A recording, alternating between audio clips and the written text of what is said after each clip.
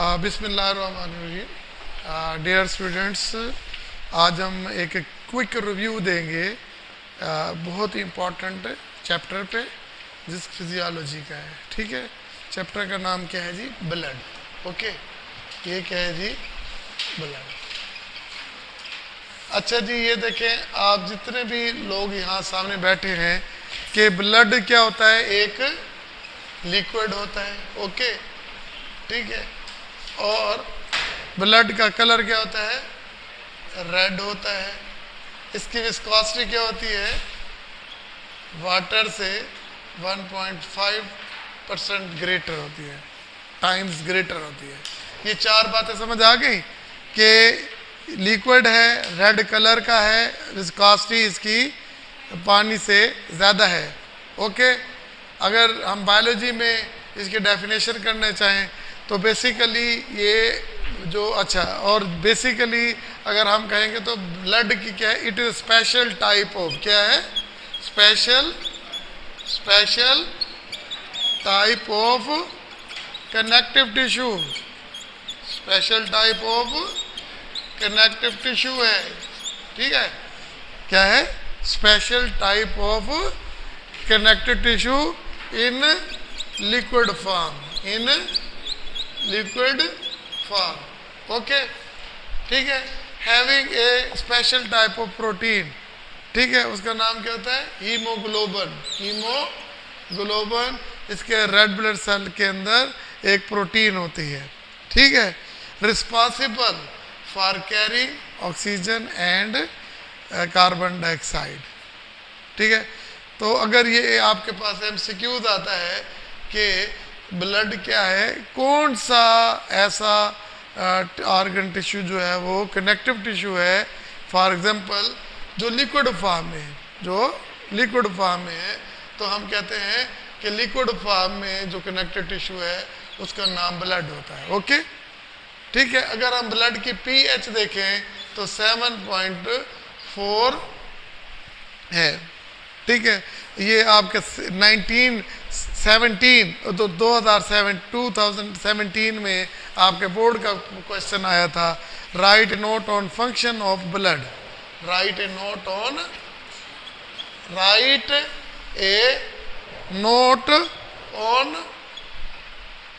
Functions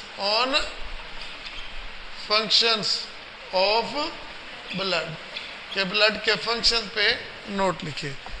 देखिए, simple सी बात है, मेरे पूरे बॉडी में ब्लड सर्कुलेट कर रहा है, तो भैया क्या ख्याल है कि ये ऐसे ही कर रहा है?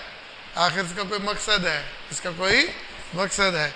देखिए, ये सर्कुलेट करता है, नंबर 1, ये एनवायरनमेंट से, जैसे ऑक्सीजन है वो लंग्स में जाएगी, लंग्स से कहाँ जाएगी? ब्लड में। कहाँ जाएगी? लंग्स में। लंग्स से कहाँ जाएगी? ब्लड में।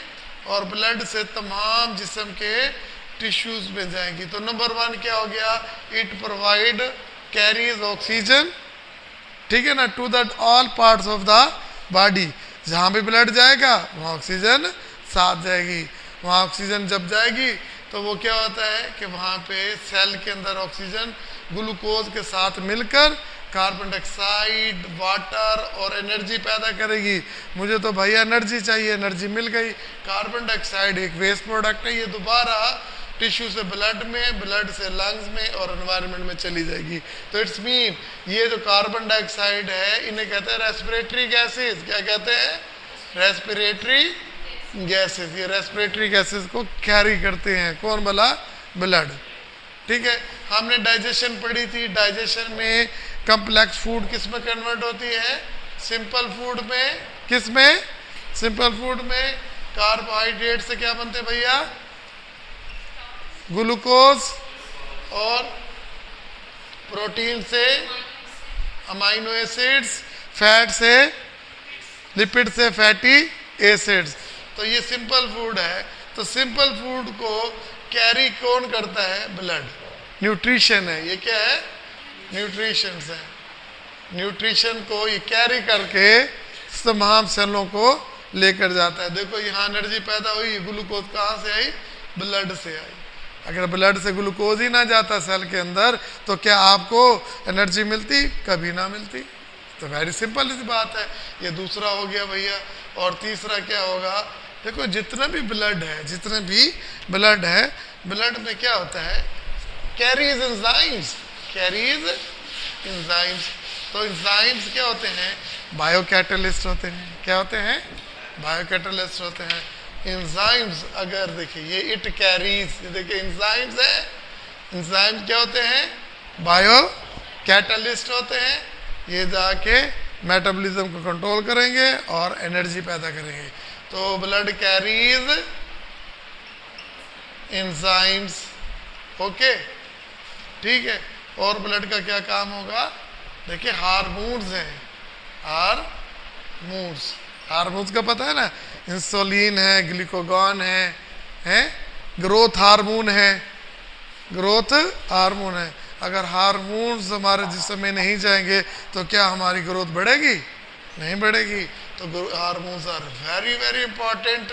तो इसका मतलब है देखिए हार्मोन्स की डेफिनेशन ही यही है, ठीक है ना? ये एंडोक्राइन ग्लैंड्स होते हैं, प्रोड्यूस करते हैं। इनका जो टारगेट साइट होती है वो उसी जगह पे भी हो सकती है और ज़्यादातर दूर होती है। तो मसलन ये पिट्यूटरी ग्लैंड ने हार्मोन किया पैदा, ग्रोथ हार्मोन, तो उसने तो पूरे जिस्म को ग्रोथ कराना है, हर जगह लेके जाना है। तो हार्मोन्स यहाँ तक कैसे पहुँचेगा? Through blood. ये हार्ट जो है इसको सारे से पहुँचाएगा through blood. It carries, blood carries hormones, hormones की थोड़े से for control of metabolic process of our body, our growth and inner situations, okay. अच्छा फिर देखें जितने भी क्लॉटिंग फैक्टर्स होते हैं, क्या कहते हैं?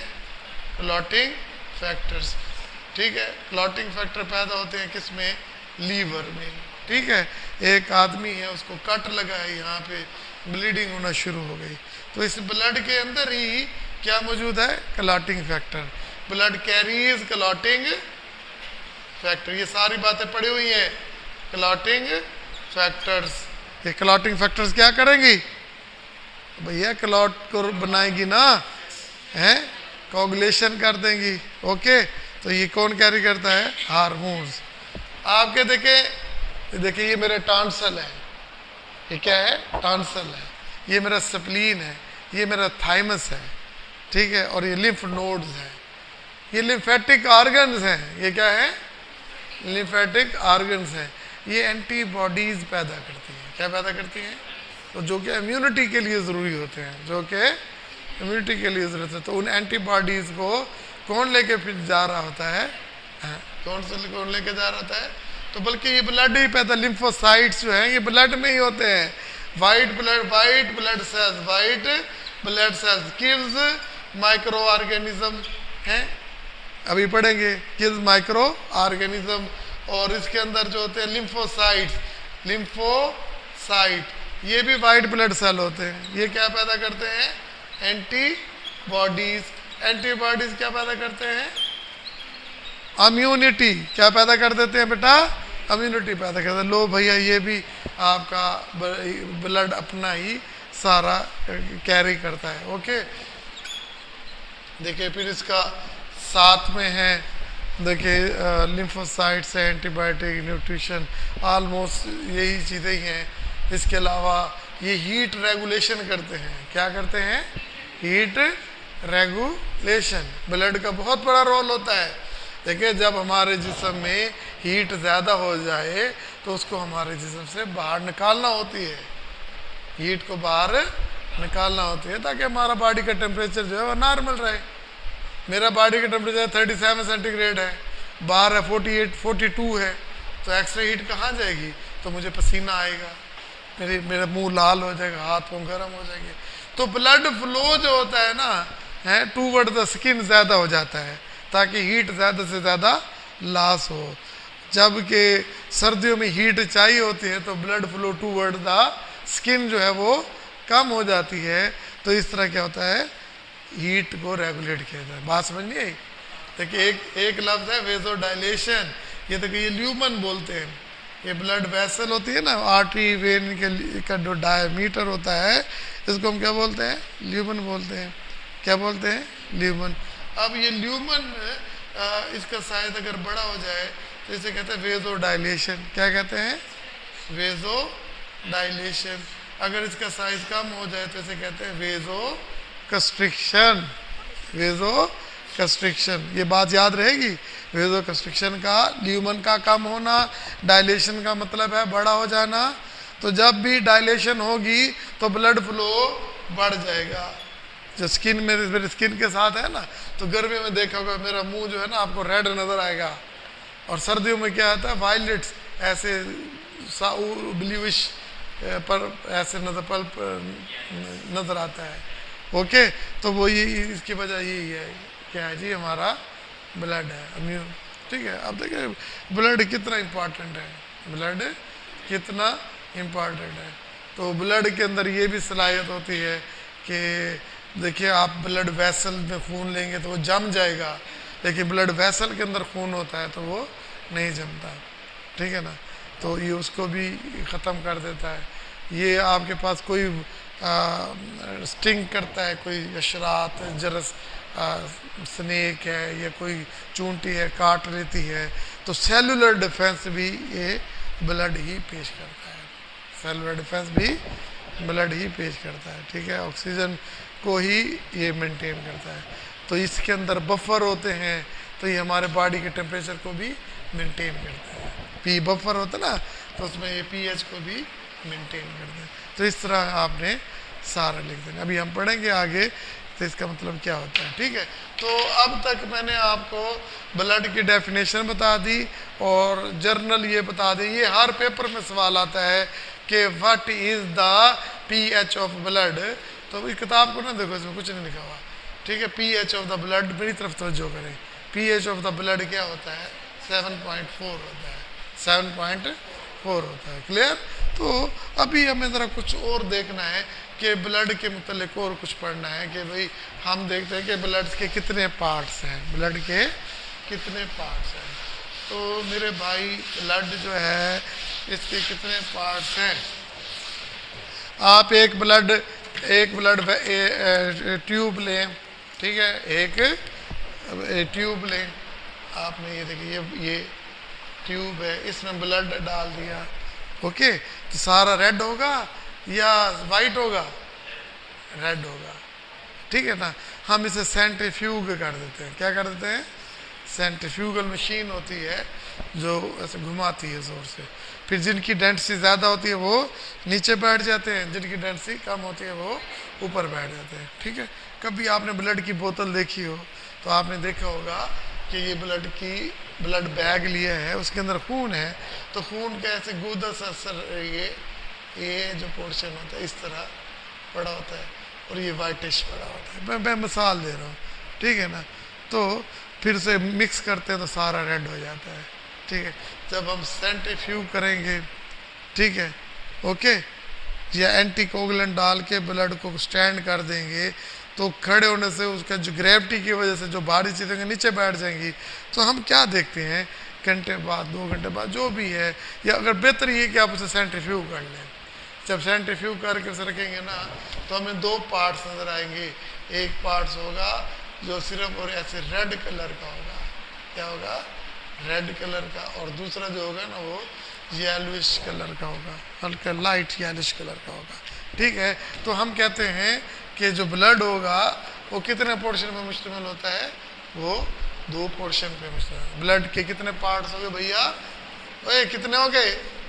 ब्लड के कितने पार्ट्स हो गए? एक सेलुलर पार्ट और एक नॉन सेलुलर पार्ट्स। ओके, एक कौन सा हो गया? सेलुलर पार्ट्स और एक नॉन सेलुलर। देखो भैया मैं लिख रहा हूँ सेलुलर पार्ट और दूसरा क्या पढ़ता हूँ? Non cellular part. Okay, cellular और नॉन सेलुलर पार्ट समझ आ गई? तो ये पोर्शन जो होगा वो सेलुलर होगा और ये पोर्शन क्या होगा? नॉन सेलुलर होगा। अब क्या ये 50-50% होते हैं? तो सवाल आता है नहीं, जो ये होता है जो सेलुलर पार्ट्स है ये 55% और ये जो होता है ये 45%। ओके, सॉरी, ये 55% है और ये 45% है। क्लियर? 55% जो है वो नॉन सेलुलर पोर्शन है और 45% जो है वो सेलुलर पोर्शन है। इस क्लियर? तो जब हम बात कर रहे हैं कि सेलुलर नॉन सेलुलर का, तो आपको इसका दूसरा नाम होता है प्लाज्मा। क्या होता है? प्लाज्मा। क्या होता है? प्लाज्मा। तो इसमें मेनली क्या होता है? वाटर होता है। चलो उसी तरह लिख लेते हैं। ये भी दो पार्ट में, एक वाटर और दूसरा सॉलिड। ओके भैया, ठीक है ना? एक वाटर, दूसरा सॉलिड। और सॉलिड में क्या होंगे? ऑर्गेनिक होंगे। क्या? ऑर्गेनिक और इनऑर्गेनिक। वही जैसे हमने यूरिन में पढ़ा था, जैसे हमने सलाइवा में पढ़ा था, जैसे हमने पैंक्रियाटिक जूस में पढ़ा था। ओके, तो हमने ये देखा, ये देखिए ये वाटर है और ऑर्गेनिक, मतलब इसमें 99 पॉइंट इतने परसेंट हमें देख कर बताता हूँ कि इतने परसेंट जो है वो वाटर है। और बाकी जो है उसमें जितने भी आपके एंजाइम्स हैं प्रोटीयोलाइटिक एंजाइम जो है, लाइपोलाइटिक एंजाइम, ठीक है, और कार्बोहाइड्रेट, जितने भी एंजाइम्स होते हैं वो सारे इस पोर्शन के अंदर होते हैं। ठीक है, इस पोर्शन के देखे एंजाइम जिसमें होंगे, हार्मोन्स होंगे, वो भी इसी में होंगे। आप लैब टेस्ट कराने जाते हैं ना, जो लैब के जितने भी टेस्ट होते हैं ना, तो वो जो चीज़ें मालूम करनी होती है ना, वो इसमें से करते हैं। जैसे क्रिएटिनिन करते हैं, यूरिया करते हैं, तो वो इसी में से ही देखते हैं। ओके, ठीक है। अब इसी पोर्शन में सोडियम होगा, पोटाशियम होगा, बाइकार्बोनेट होगा, कार्बोनेट होगा, सल्फेट होगा, फास्फेट होगा, सब कुछ इसी में ही होगा। ओके, तो ये तो पानी वाली चीज़ हो गई ना। बात समझ आ गई कि नहीं आ गई? तो ये पहली चीज़ें पड़ी हुई हैं, तो मैं जब आपको रीड कराऊंगा तो ये आपको सारा समझ आ जाएगा। ठीक है, plasma, water, solid, organic, inorganic, ये चीज़ें ज़हन में रखनी है और बाकी से पढ़ते जाना है। ठीक है, ज़रा दिखा दें, मैं इसे साथ क्लियर कर लूँ। देखिए वो कहता है कि जी इस बुक में वो लिखता है कि देखिए जी कंपोजिशन ऑफ प्लाज्मा। देखिए मैंने क्या कहा था कि इसमें ऑर्गेनिक में प्रोटीन्स की बात कर रहा है। ये पेपर में सवाल आता है एल्ब्यूमिन। एल्ब्यूमिन जो है ना, ये जैसे एग वाइट होता है, वाइट एग होता है, एल्ब्यूमिन। एल्ब्यूमिन ये देखें, ये 4.5 to 5.5 है। फिब्रिनोजिन है, ये फिब्रिनोजिन ही तो है जो क्लॉटिंग करती है, ठीक है, कोगुलेशन करती है। अब देखिए ग्लोब्यूलिन है और प्रोथ्रोम्बिन है, प्लाज्मा कंप्लीमेंट सिस्टम है और 20 प्रोटीन होती हैं। देखिए 4-5 चीज़ें बताई हैं, एल्ब्यूमिन, ग्लोब्यूलिन, फिब्रिनोजिन और प्रोथ्रोम्बिन और plasma complement system consist of 20 protein. Okay, सबसे ज़्यादा जो प्रोटीन पाई जाती है वो एल्ब्यूमिन पाई जाती है। पेपर में ये सवाल आया हुआ है कि ब्लड में सबसे ज़्यादा, प्लाज्मा में सबसे ज़्यादा प्रोटीन कौन सी होती है? एल्ब्यूमिन। देखिए एल्ब्यूमिन का नाम आप बताया है। फिब्रिनोजिन क्या करती है? ये क्लॉटिंग करती है। इसके अंदर प्रोथ्रोम्बिन भी होती है, ये भी क्लॉटिंग में हिस्सा लेती है। और इसके अंदर कम्प्लीमेंट्री एक system, protein plasma complementary system, यानी कि ये डिफेंस सिस्टम बनाता है। कम्प्लीमेंट्री सिस्टम क्या बनाता है? और इसके अंदर कितनी प्रोटीन होती है? 20 प्रोटीन होती है। ओके, याद हो गया। देखिए फिर आगे कहता है कि नॉन प्रोटीन पोर्शन। देखो ये यूरिया, यूरिक एसिड, क्रिएटिनिन और अमाइनो एसिड्स। मैंने कहा था ना कि लैब में जाकर आप लैब में जाते हो और उससे टेस्ट जो भी करता है ना, वो इसी में से, क्योंकि इसमें मौजूद होती है, इसी को हासिल करता है। इसमें यूरिया, क्रिएटिनिन, देखिए 4 है nitrogenous base product, urea, ammonia, urea, uric acid, bilirubin. क्या क्या है? Urea, ammonia, bilirubin, uric acid, creatinine. Okay, तो ये सारे इसके अंदर मौजूद होती हैं। ये लिखे हुए हैं। और नॉन न्यूट्रिजीनियस सब्सटेंसेस, वो देखो इसके अंदर ग्लूकोज का टेस्ट होता है, कोलेस्ट्रॉल का करते हैं आप, और फास्फोलिपिड का करते हैं, ट्राइग्लिसराइड। लिपिड प्रोफाइल कहते हैं इसे। क्या कहते हैं? लिपिड प्रोफाइल, जब भी आप लिखेंगे ना लिपिड प्रोफाइल करा के लाओ, डॉक्टर कहता है ट्राइग्लिसराइड्स है। देखिए पहले कहता है लिपिड, फिर कहता है ग्लिसरॉल, फिर क्या कहता है जी आपके पास कोलेस्ट्रॉल, फास्फोलिपिड्स और ट्राइग्लिसराइड्स। ओके, फिर वो कहता है देखिए एंजाइम्स, ये जितने एंजाइम्स होते हैं देखिए अमाइलेज कार्बोहाइड्रेट के लिए है, कार्बोनिक एनहाइड्रेट्स, कार्बोनिक एनहाइड्रेट्स। अच्छा, फिर देखिए लाइपेज लिपिड के लिए है, और फास्फेटेज ये भी लिपिड के लिए है, और SGPT, SGOT और LDH, SGPT, SGOT और क्या है LDH, लो डेंसिटी, ठीक है ना। और देखिए और पिगमेंट्स क्या होते हैं, बिलीरुबिन। पिगमेंट्स क्या हैं, आपका जो फीसिस है, यूरिन का कलर होता है, किस कलर का होता है, येलो कलर का होता है, तो किसकी वजह से होता है, बिलीरुबिन की वजह से होता है, ठीक है ना। अब देखिए इनऑर्गेनिक कंपाउंड में पोटाशियम, पोटाशियम फास्फेट, जो भी लिखते जाओ, मैग्नीशियम, आयोडीन, फास्फोरस है। क्लियर हो गया बेटा। तो ये आपके पास देखिए, आपने देखो लिखा हुआ है नीचे इस तस्वीर में देखें, ठीक है, इस पे लिखा हुआ है कंपोनेंट्स ऑफ द ब्लड। देखिए प्लाज्मा, यार तुम्हारे बुक इसके साथ मिल जाओ ना, 55% है, ठीक है बेटा। मोस्टली क्या होता है, लिक्विड होता है, वाटर होता है 91%, कितना है 91%। और सॉल्युबल ब्लड प्रोटीन कितनी है 7%। ये आपके MCQs आए हुए हैं। और हार्मोन्स हैं, इलेक्ट्रोलाइट्स हैं, न्यूट्रिएंट्स हैं, ये सिर्फ 2% है। तो समझ आ गई कि नहीं।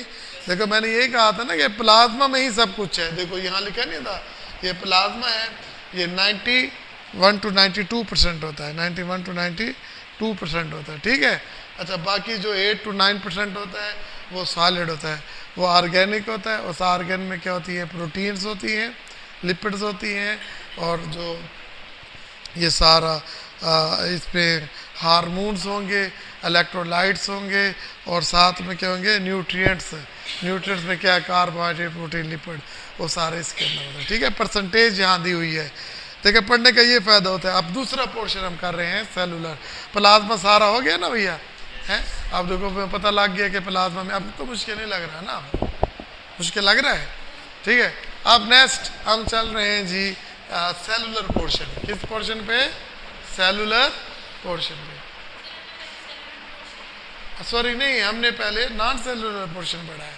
ये जो प्लाज्मा है ना, सॉरी ये मैंने गलत लिख दिया था, ये नॉन सेलुलर पोर्शन है, इसे करेक्ट कर लें, नॉन सेलुलर पोर्शन है, ठीक है भैया। अब हम दूसरा पढ़ने जा रहे हैं सेलुलर पोर्शन में। किस में, सेलुलर पोर्शन में। चलिए हम इसे अलहदा से लिख लेते हैं कि ब्लड का जो सेलुलर पोर्शन, सेलुलर पोर्शन, ठीक है बेटा, सेलुलर पोर्शन, सेलुलर पोर्शन। ये 2013 से लेके 2017 तक ये उसका आइडियल क्वेश्चन हुआ करता था कि define blood and give its composition, define blood give its composition. तो अब वो तो पूरा चैप्टर लिख दो, तो लेकिन नहीं, हमने कैसे लिखना है, हमने समरी में इस तरह लिखना है। ब्लड की डेफिनेशन, ब्लड का कहना है सेलुलर, नॉन सेलुलर। यहाँ लिखना है सेलुलर कितना है 45, और ये लिखना है 55, और इसके अंदर ये लिखना है कि आगे प्लाज्मा के, इसको प्लाज्मा कहते हैं, इसके अंदर 90% वाटर होता है और 9 to 8% सॉलिड होता है। सॉलिड में क्या होता है, इसके अंदर प्रोटीन होती है, इसके अंदर न्यूट्रिएंट होते हैं, इलेक्ट्रोलाइट्स होते हैं, इसके अंदर एंजाइम्स होते हैं, हार्मोन्स होते हैं, ओके, ठीक है। और ये ऑर्गेनिक पोर्शन था। इनऑर्गेनिक में क्या होते हैं, साल्ट्स होते हैं, ठीक है, क्लियर हो, और पिगमेंट्स भी होते हैं। और जैसे ऑर्गेनिक में क्या होता है कि नाइट्रोजीनियस कंपाउंड हैं, कौन कौन से, यूरिया, यूरिक एसिड है, अमाइनो एसिड, क्रेटिनिन, ये होती हैं। और इसके अलावा इसके अंदर पिगमेंट्स भी होते हैं, उनका नाम क्या होता है, बिलीरुबिन होता है। तो ये हमारा, अगर वो कहता है कि आपने प्लाज्मा को डिस्कस करना है तो यही कुछ लिख देंगे, आपका पूरा सवाल आ जाता है। अब वो कहता है कंपोजिशन लिखना है, तो आपने हवाला लिखना है, फिर कंप्लीट डिटेल्स नहीं लिखनी कि जी प्लाज्मा है, प्लाज्मा में थोड़ा थोड़ा लिखी ये चीज़ें मौजूद होती हैं, ओके। फिर इसके बाद है सेलुलर पोर्शन। क्या आता है, सेलुलर पोर्शन। देखो मेरे भाई यहाँ सेलुलर पोर्शन में वो कहता है कि वो पोर्शन ये कितना परसेंट बनाता है, 45। अब देखो ये सेलुलर पोर्शन है तो इसका मतलब है कि ये मुश्तमिल होगा किसके ऊपर, सेल्स पे, किसके ऊपर, सेल्स पे। ओके, तो सेल्स यहाँ पे 3 किस्म के वो कह रहा है, रेड ब्लड सेल्स, क्या है, red blood sales, white blood sales और प्लेटलेट्स, ओके। तो बेसिकली डेफिनेशन के लिहाज से प्लेटलेट सेल है ही नहीं, प्लेटलेट सेल है ही नहीं, और बल्कि ये पाए भी नॉन सेलुलर पोर्शन में जाते हैं। लेकिन अब उसने कह दिया ये भी सेल है, हम भी कहते हैं ये भी सेल है। बेसिकली ये फ्रैगमेंट्स ऑफ सेल्स हैं। ये क्या है, फ्रैगमेंट्स, यानी कि फ्रैगमेंट्स क्या होता है, गड़े को नीचे फेंको, छोटे छोटे टुकड़े हो जाते हैं, तो फ्रैगमेंट्स कहते हैं। पंखा बंद कर दो, ठीक है, इसे हम क्या कहते हैं, फ्रैगमेंट्स कहते हैं। ठीक है, अब देखिए, आपने बेटा ये याद रखना है कि आपने जब भी डिस्कस करना है, देखिए ये कंपोजिशन कर रहा हूँ, ये क्या डिस्कस कर रहा हूँ, इनके ऊपर मैं डिटेल्स नहीं लिख रहा। जब वो मुझे कंपोजिशन के कहेगा तो मैंने उसको आउटलाइन देनी है। जब वो कहेगा कि रेड ब्लड सेल पर नोट लिखना है तो फिर मैंने आउटलाइन नहीं देनी, कुछ और कुछ बताना होगा, वो ठीक है। अच्छा, इसके अलावा वाइट ब्लड सेल है, जब इसी तरह वो कहेगा कि वाइट ब्लड सेल, कंपोजिशन बता दूंगा भाई ये होते हैं, ये होते हैं, ये होते हैं, लेकिन डिटेल्स नहीं जाऊंगा, थोड़ी बहुत ही बता के ना उसे बता दूंगा। और प्लेटलेट्स का भी इसी तरह कहूँगा, ठीक है। अभी मेरा सवाल है कंपोजिशन का। पहली कंपोजिशन में मैंने ये स्ट्रक्चर बना दिया, सेलुलर पोर्शन ये इसी तरह लिख दिया, ठीक है। इसके लिए नेक्स्ट रेड ब्लड सेल्स हैं, तो बेटा देखिए 99.9% जो होते हैं रेड ब्लड सेल्स होते हैं, इतने ज़्यादा होते हैं, ठीक है। और देखिए वाइट ब्लड सेल क्या होते हैं, एक कंपोजिशन बता रहा हूँ, वाइट ब्लड सेल्स ये आगे 2 तरह के होते हैं। ये कितने तरह के होते हैं, 2 तरह के। एक होता है ग्रेन्युलोसाइट्स, क्या होता है, ग्रेन्युलोसाइट, और दूसरा होता है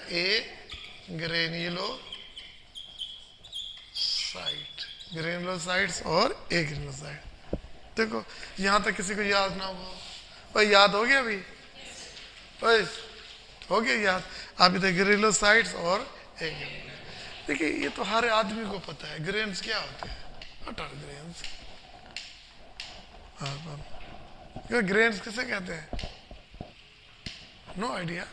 देखिए बेटा ये जो ग्रेन्स दाने नहीं होते, गंदम के दाने, तो सी बात है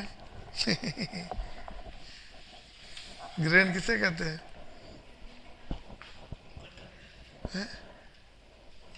हाँ दाने, कूड़े निकल आते हैं, ठीक है, यही होते हैं। और अल्लाह के वली जो ये दाने होते हैं, ग्रेन्स होते हैं, जैसे गंदम के दाने होते हैं, नहीं तो ग्रेन्स होते हैं, ठीक है ना। तो देखो ये भी तो सेल ही है, रेड ब्लड सेल्स का नाम क्या है ना, तो ज़ाहिर है कि सेल के अंदर चलो न्यूक्लियस होगा या नहीं होगा, ठीक है ना। लेकिन इसके साइटोप्लाज्म में अगर इस तरह के ग्रेन्यूल्स होंगे तो हमें नजर आएंगे ना, दानेदार खुदरी नजर आएगी ना, आएगी ना। और इसके मुकाबले में एक और सेल है, लो भैया इसका न्यूक्लियस है और इसका साइटोप्लाज्म बिल्कुल क्लीन इट क्लीन है, यानी कि इसके अंदर कोई ग्रेन्यूल्स है ही नहीं। तो जिसके अंदर ग्रेन्यूल्स नहीं है उसे हमने कह दिया ए ग्रेन्युलोसाइट, और जिसके अंदर ग्रेन्यूल्स है उसे हमने कह दिया ग्रेन्युलोसाइट। इस क्लियर, ठीक है। व्हाइट ब्लड सेल कितने किस्म के होंगे, 2 तरह के, ग्रेन्युलोसाइट्स और ग्रेन्युलोसाइट, ओके। अब ये आगे ग्रेन्युलोसाइट भी 3 किस्म के होते हैं, ग्रेन्युलोसाइट भी 3 किस्म के होते हैं। इधर देख यार किताब में ना देख, उसमें कुछ नहीं लिखा हुआ ग्रेन्युलोसाइट, आपके बुक में कितनी आसानी से लिखा हुआ है, ये सब कुछ पढ़ा रहा हूँ जो बुक में है, नोट सब कुछ इसके अंदर मौजूद है। देखिए ग्रेन्युलोसाइट्स क्या है, ग्रेन्युलोसाइट्स, तो ये ग्रेन्युलोसाइट होगा, ये होगा, हाँ किसके अंदर, साइटोप्लाज्म के अंदर, ठीक है। तो ये ग्रेन्युलोसाइट क्या होंगे, रेड ब्लड सेल होंगे, वाइट ब्लड सेल्स होंगे, ओके। जब भी कोई ग्रेन्युलोसाइट की बात करेगा ना तो उसका मतलब क्या होगा, ये वाइट ब्लड सेल्स है, ये क्या है, ये वाइट ब्लड सेल्स है, ओके। और जब भी कोई बात करेगा जिस जो वो दूसरे क्या होंगे, ग्रेन्युलोसाइट्स होंगे। नहीं समझ आई, वाइट ब्लड ओए क्लियर हुआ, ठीक है। ग्रेनुलोसाइट्स, ए ग्रेनुलोसाइट्स, ठीक है। वाइट ब्लड सेल होंगे, हाँ दोनों ही वाइट ब्लड सेल। जैसे अगर हम इंसानों की बात करते हैं तो हम गर्ल्स की भी बात करते हैं, बॉयज़ की भी बात करते हैं, ठीक है। अब मेल में बॉयज़ भी हो सकते हैं, चिल्ड्रन भी हो सकते हैं, और ओल्ड एज वाले भी हो सकते हैं ना। ये सबको इकट्ठा तो नहीं बिठाएंगे ना, छोटे बच्चे अलहदा होंगे, बूढ़े अलहदा होंगे, वो अलहदा होंगे, होंगे तो मेल ना। इसी तरह फीमेल भी होंगी, बच्चे होंगे, छोटी होंगी, बड़ी अडल्ट होंगी और ओल्ड होगी।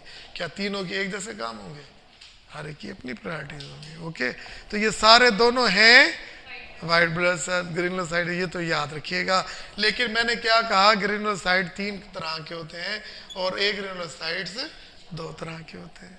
4, 3 के बाद 4 आएगा तो हमने 4 लगा दिया, 2 टाइप्स के होते हैं। ओके, तो अब ज़ाहिर 3 टाइप्स के हैं तो 3 नाम ही होने चाहिए। कितने नाम होने चाहिए? कितने नाम? 3 नाम होने चाहिए। लो भाई, हम 3 नाम तो भूल जाएंगे। हम बार बार हम एक लफ्ज़ आजकल बड़ा इस्तेमाल होता है, नैब। नैब आजकल नैब नैब नहीं होती है। ये पेन की निब याद कर लो, ये NEB, निब कह लो ना, याद हो गया। निब ये नैब कह लो। N से क्या होगा? न्यूट्रोफिल। लो अब मैं यूं कर लेता हूँ कि ये ग्रेनुलोसाइट कितने किस्म के होंगे? 3 किस्म के लिए। याद रखने के लिए क्या लिखा? NEB, निब, ठीक है। NEB, निब लिख दिया भैया, है। अब N से न्यूट्रोफिल, N से न्यूट्रोफिल, E से एसिनोफिल, ठीक है। और क्या होगा भैया? ये B से बेजोफिल, क्या होगा? बेजोफिल। ओके, न्यूट्रोफिल क्या होंगे? 62% होंगे, 62% होंगे। और सिनोफिल जो होंगे ना, देखना सिनोफिल की परसेंटेज 35% है, ठीक है। और बेजोफिल होंगे 0.04% होंगे।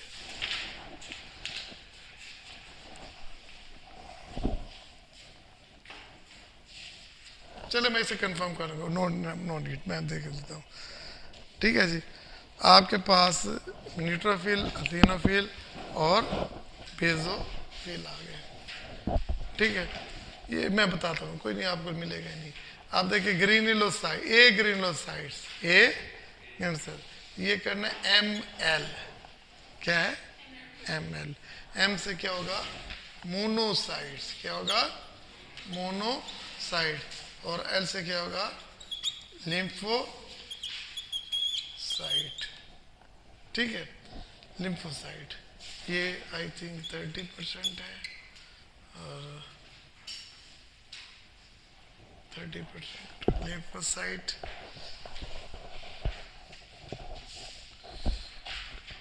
सिनोफिल है 2.5%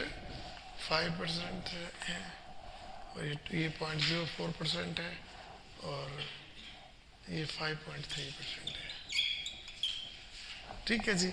ये परसेंट बस रहने दे, मुझे याद हो गया मैं, ठीक है। क्लियर हो गया बेटा? तो न्यूट्रोफिल, एसिनोफिल 2.3% है, मैंने 5 लिखा है, 2.3%। और बेजोफिल है 0.04%। और लिम्फोसाइट 30%।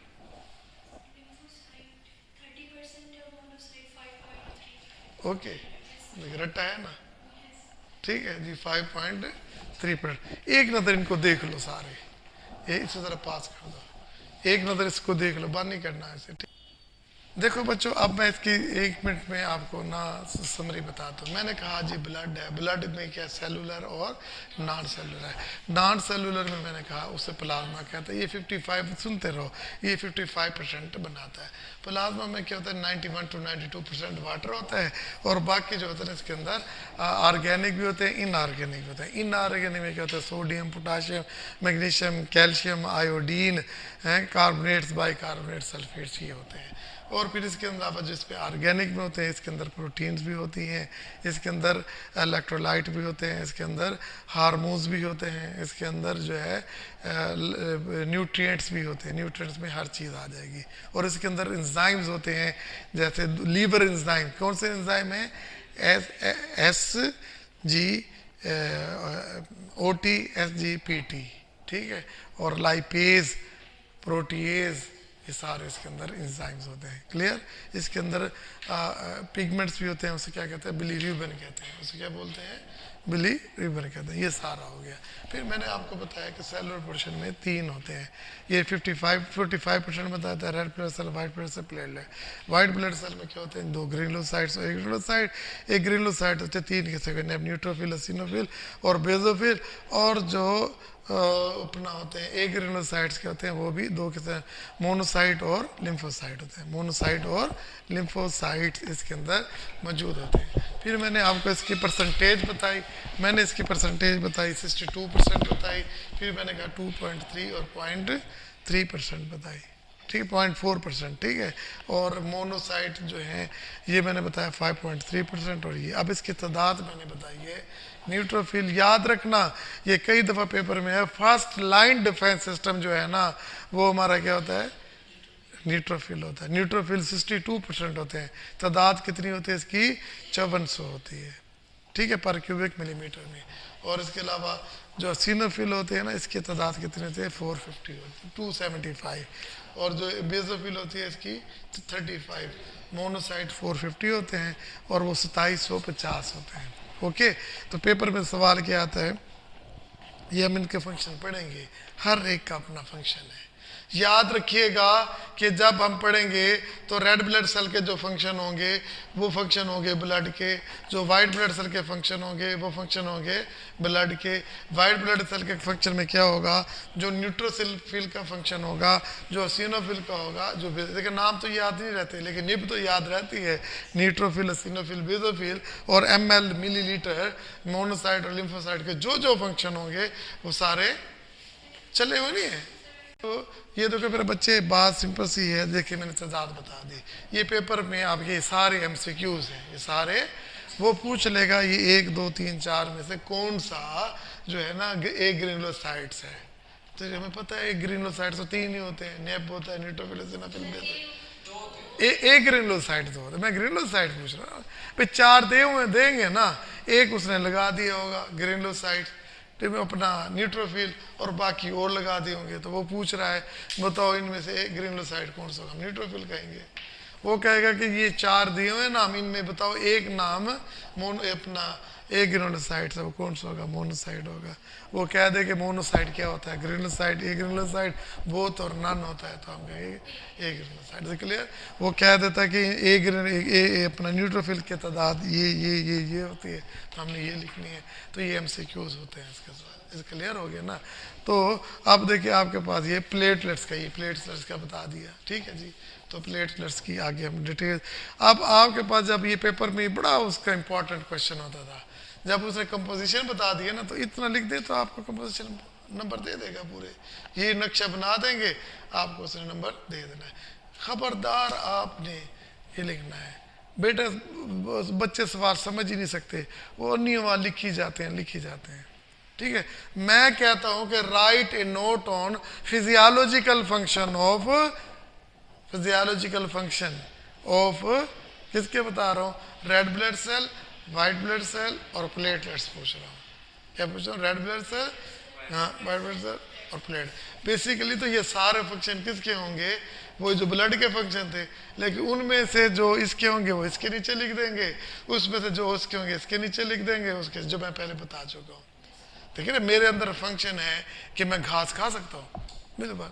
मैं क्या लकड़ी जो है ये खा सकता हूँ, नहीं खा सकता ना, लेकिन सीवी जो है माइट्स वो तो खा सकते हैं, ठीक है। जो सीवी जो होती है वो तो खा जाती है ना, तो अंदर मेरे कैरेक्टरिस्टिक नहीं है, तो जो मेरे होंगे तो मेरे खाने में लिख देंगे, उसके उसके खाने में, उसके उसके खाने में। जो मैंने टोटल फंक्शन लिखे थे, मसलन transportation of oxygen carbon dioxide, तो वो इसके फंक्शन होगा, ठीक है। रेड कलर जो होगा वो किसकी वजह से होगा, रेड ब्लड सेल। जो पीएच को मेंटेन करेगा वो आरबीसी करेगा, जो विस्कासिटी को मेंटेन करेगा वो आरबीसी। तो इसका मतलब क्या है कि अगर मैं मिसाल दे रहा हूं कि रेड ब्लड सेल के 4 फंक्शन बुक में लिखे हुए हैं, इनमें 3 लफ्ज है मेंटेन मेंटेन मेंटेन। क्या लफ्ज है, मेंटेन मेंटेन मेंटेन। पहला क्या है कि it is responsible for the respiratory gases, यानी कि ऑक्सीजन को ले जाता है, कार्बन डाइऑक्साइड को वापस ले आता है, एक ओके।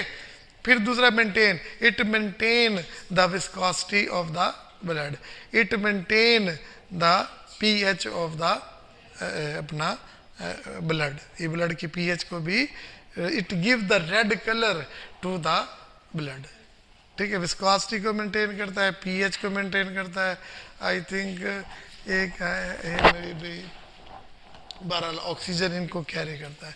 तो ये हैं जी आपके रेड ब्लड सेल के काम। तो अब उसने पूछा है कि जी मुझे काम चाहिए, तो आप रेड ब्लड सेल के ये काम बताएंगे, ये नहीं बताएंगे, यही बताएंगे ना। तो अगर वो कहता है कि मुझे वाइट ब्लड सेल के काम बताओ, तो जो इसका काम होगा, इसका काम होगा, इसका काम होगा, इसका इसका इसका काम होगा, वो 4 काम इसके होंगे। तो ये 4 ही काम है, जो इनका होगा ना 1 बाय 1 उन्हीं का होगा, हम वो पढ़ेंगे फंक्शन में, ठीक है ना। फिर इसी तरह जो है अपना ये मोनोसाइड लिम्फोसाइड के काम है, ये सारे 6 काम इसके अंदर होंगे, और प्लेटलेट्स के 3 काम है, 4 काम वो होंगे जी। खून को ये रोक देता है। इसके अंदर क्या होता है, एक रेनिन होती है, ये क्या करता है, ये वेसोकंस्ट्रक्शन करती है, ये पैथोजेनेटिसिटी, ये क्या करता है, फेगोसाइटोसिस भी करता है, माइक्रोऑर्गेनिज्म को किल भी करता है। कौन बोला, प्लेटलेट्स।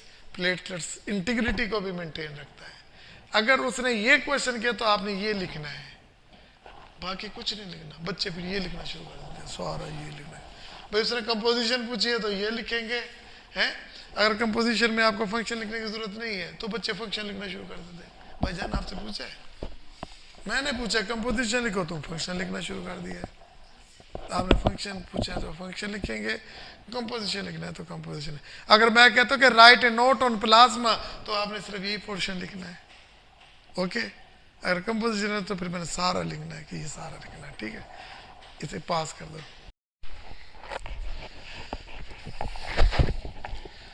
बिस्मिल्लाहिर्रहमानिर्रहीम। डियर स्टूडेंट्स, कल जो हमने पढ़ा था वो हमने पढ़ा था अपना composition of blood. Composition of blood हमने उसमें 2 चीज़ें पढ़ी थी, एक सेलुलर और एक नॉन सेलुलर पार्ट। जब सेलुलर पार्ट्स की बात की थी हमने कहा था कि ये जो है ये 45% बनाता है, और जो नॉन सेलुलर पार्ट है वो 55%। सुनते रहे, ठीक है। जब हमने नॉन सेलुलर पार्ट की बात की कि वो 55% है, तो उसका दूसरा नाम हम उसे कहते हैं प्लाज्मा, ठीक है। तो अब उसमें जो प्लाज्मा का इंट्रोडक्शन जो लिखा हुआ है वो यही लिखा हुआ है कि जी प्लाज्मा जो है उसमें 91 to 92% वाटर होता है, ओके, ठीक है। अच्छा, उस वाटर में ऐसे बाकी जो 8% होंगे वो ऑर्गेनिक और इनऑर्गेनिक होंगे। जब हम इनऑर्गेनिक होंगे तो उसी के अंदर मसलन उसके अंदर जो है वो sodium, potassium, magnesium, iodine, iron, ये सारे कुछ उसके अंदर मौजूद होंगे, ठीक है। और इलेक्ट्रोलाइट्स भी उसके अंदर मौजूद होंगी। उसके अंदर प्रोटीन मौजूद होंगी, एल्ब्यूमिन होगी, ये प्रोटीन है, फिब्रिनोजिन एक प्रोटीन है, और प्रोथ्रोम्बिन एक प्रोटीन है, वो सारी इसके अंदर मौजूद होगी। वो परसेंटेज कल डिटेल से पढ़ा है हमने। और हमने इसमें कहा था कि इसके अंदर ये ऑर्गेनिक पोर्शन में क्या होगा, एंजाइम्स होंगे, ठीक है ना, जैसे एसओजी, अमाइलेज है, लाइपेज है, एस और कार्बोनिक एनहाइड्रेट्स हैं, ठीक है ना। तो इस तरह के उसके अंदर एंजाइम्स उसके अंदर मौजूद होते हैं। इसके अंदर ना नाइट्रोजीनियस भी प्रोडक्ट मौजूद होते हैं। मतलब जैसे इसके अंदर कोलेस्ट्रॉल है, प्रोटीन है, कार्बोहाइड्रेट्स है, कोलेस्ट्रॉल इसके अंदर मौजूद होता है। ओके, ठीक है ना, LDL HDL ये सारे इसके अंदर, ट्राइग्लिसराइड सारे इसके अंदर मौजूद होते हैं। जब हम दूसरे पोर्शन की बात करते हैं तो हमने कहा था कि इसके अंदर रेड ब्लड सेल्स हैं। क्या है? रेड ब्लड सेल्स हैं। और इसके अंदर क्या है? वाइट ब्लड सेल्स हैं। और इसके अंदर क्या है? ल्यूकोसाइट्स है। ओके, तो ये 45% ये हमारे टोटल ब्लड का बनाता है। ये हमने इंट्रोडक्शन में बताया था। फिर हमने कहा कि जो वाइट ब्लड सेल्स हैं ये आगे दो तरह के होते हैं। क्या होता है? ग्रेन्युलोसाइट्स और एग्रेन्युलोसाइट्स। ठीक है, ग्रेन्युलोसाइट्स में हमने कहा कि ये 3 किस्म के होते हैं, कि कल हमने डिटेल से पढ़ा, मेरा भाई एक समरी बता रहा हूँ। उसका लफ्ज़ है निब, NEB, N से न्यूट्रोफिल, असिनोफिल और बेजोफिल। और जो ग्रेन्युलोसाइट्स हैं वो 2 होते हैं। कौन से? मोनोसाइट और लिम्फोसाइट्स। Is clear? फिर सब की मैंने परसेंटेज बताई थी। फिर सब के मैंने नंबर्स बताए थे कि जैसे न्यूट्रोफिल 62% है तो इसके नंबर क्या? 5400 पर क्यूबिक मिलीमीटर है। ओके, और इसी तरह हमने कहा बेजोफिल कितना होता है? जस्ट 0.4% होता है। ठीक है, उसकी तादाद कितनी होती है? 35 होते हैं। तो ये कुछ पढ़ा था। तो अब हम ज़रा देखिए, एक सवाल आ जाता है कि राइट ए नोट ऑन। देखिए अब ना, ये देखिए अब कहता है कि write a note on RBCs, right a note on RBCs।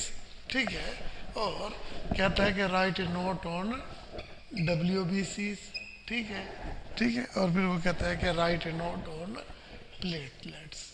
ठीक है, ओके, समझ आ गई ना? एक क्वेश्चन ही आएगा। जब बात आ जाती है कि write a note on, right a note on WBCs, right a note on RBCs, right a note on platelets, तो इसका मतलब ये है कि हमें वो सब कुछ लिखना होगा जो हमें आता है, जो हमें आता है। लेकिन ये याद रखिएगा, NTS में कभी इस तरह का क्वेश्चन नहीं आता। वो ये नहीं कहेगा कभी कि वो कहेगा कि write a note on RBCs। वो कहेगा कि सवाल देखिए, ये देखिए, इसमें वो सवाल ये उसने पेपर में दिया हुआ है कि write a note on, right a note on production of RBCs, production of RBCs in different stages of life. Okay, सवाल उसने इस तरह देना है। ठीक है, सवाल वो इस तरह भी दे सकता है कि राइट डाउन द फैक्टर्स। ठीक है ना? Right a note on erythropoiesis, right a note on erythropoiesis. ठीक है, एरिथ्रोपोइसिस का मतलब होता है RBCs का पैदा होना, RBCs का पैदा होना।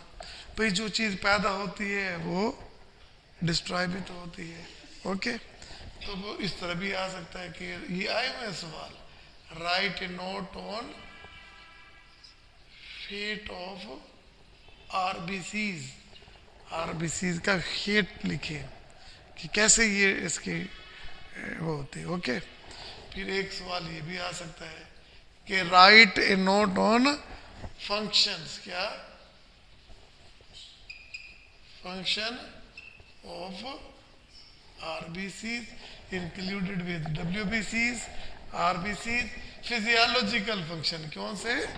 physiological function of RBCs, WBCs and platelets। Okay, तो ये इस तरह के भी सवाल आ सकते हैं। समझ आ गई कि नहीं?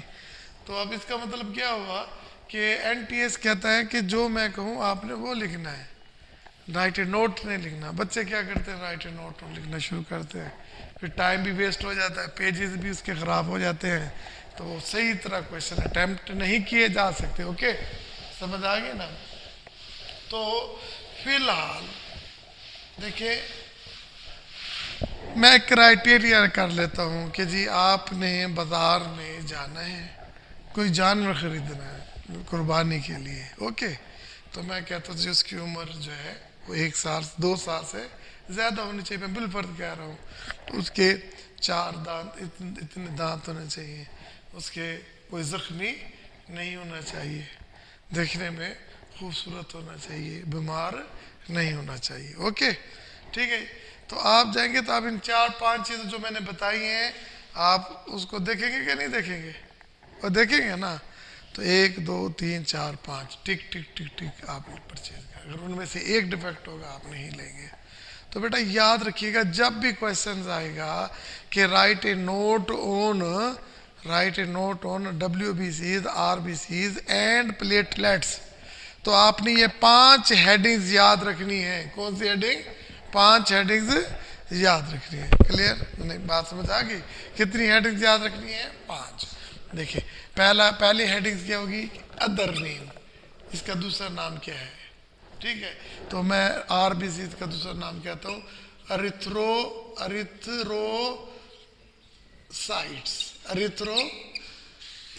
इसे मैं क्या बोलता हूँ? अरिथ्रोसाइट। क्यों? अरिथ्रो मीन होता है रेड, क्योंकि इनका कलर जो होता है ना वो रेड होता है, इसे एरिथ्रोसाइट होता है।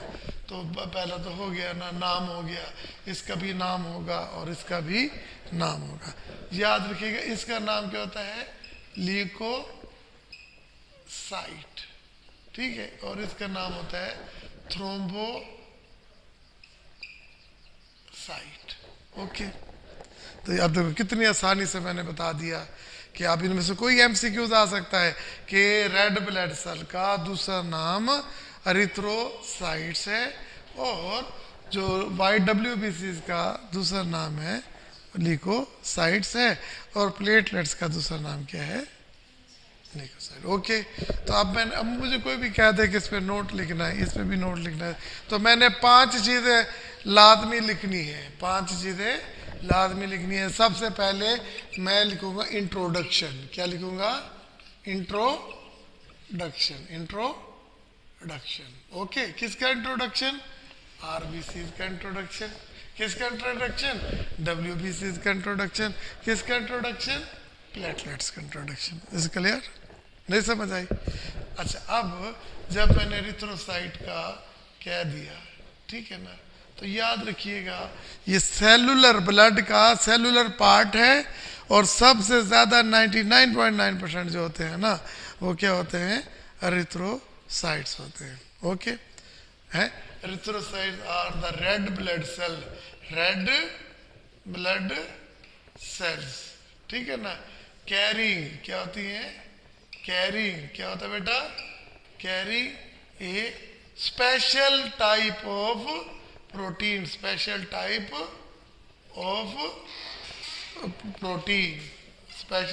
Of protein known as haemoglobin. कोई भी सेल ऐसा नहीं है जिसके अंदर हीमोग्लोबिन मौजूद हो, एक ये वाहिद है जिसके अंदर हीमोग्लोबिन मौजूद है। ओके, क्या कहा? हीमोग्लोबिन के ये स्पेशल टाइप ऑफ सेल होते हैं जिनके having a protein known as haemoglobin. याद रखिएगा, haemoglobin give the red colour to the blood. ठीक है, क्लियर हो गया? रेड कलर जो ब्लड का है वो किसकी वजह से होता है? हीमोग्लोबिन की वजह से होता है। इंट्रोडक्शन में कह रहा हूं ना। अच्छा, ये नॉन न्यूक्लिएटेड है। ये क्या है? नॉन भाई है तो सेल ना, नॉन न्यूक्लिएटेड है।